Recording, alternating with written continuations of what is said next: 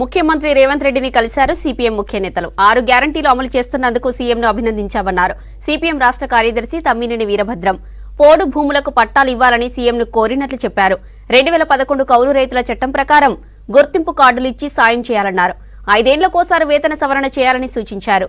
ప్రభుత్వ శాఖలో ఉద్యోగాల భర్తీ, జర్నలిస్టులకు సాయం చేయాలని కోరామన్నారు తమ్మినేని వీరభద్రం. కానీ సమస్యలపైన మొదటిసారిగా ముఖ్యమంత్రి గారిని కలవటం జరిగింది. వారు చాలా ఆదరణగా స్వాగతించారు. చాలాసేపు విలువైన సమయం ఇచ్చి మాట్లాడారు. మేము ప్రధానంగా వారి దృష్టికి తీసుకొచ్చిన సమస్యలు ఒకటి, ఇప్పటి వరకు ప్రభుత్వం తీసుకున్నటువంటి సానుకూలమైన చర్యలకు సిపిఎం పార్టీ మద్దతు తెలిపింది.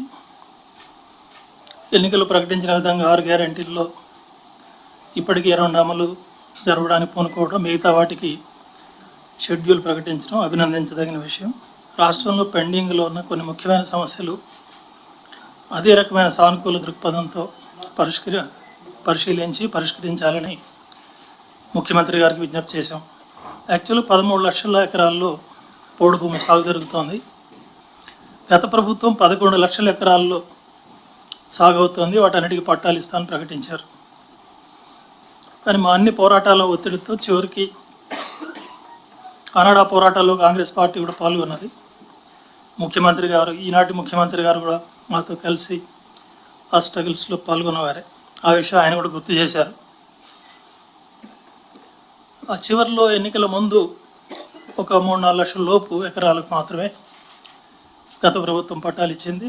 ఇంకా చాలా బాగా మిగిలిపోయింది. వాటిని పరిష్కరించాలి వెంటనే అనేది ముఖ్యమైనది. దీన్ని సానుకూలంగా పరిశీలించడానికి ముఖ్యమంత్రి గారు వెంటనే అంగీకరించారు.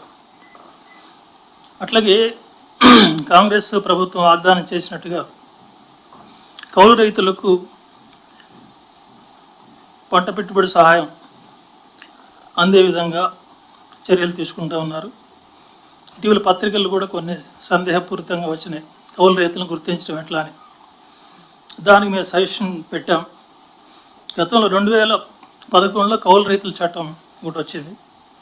దాని ప్రకారం ప్రతి కౌలు రైతుకు గుర్తింపు కార్డులు ఇవ్వచ్చు. గ్రామంలో ఎవరు కౌలు చేస్తున్నారని గుర్తించి ఆ రకంగా గుర్తింపు కార్డులు ఇస్తే ఆటోమేటిక్గా గుర్తింపు కార్డు ఆధారంగా ఈ రైతు సహాయం, పెట్టుబడి సహాయం అందించే అవకాశం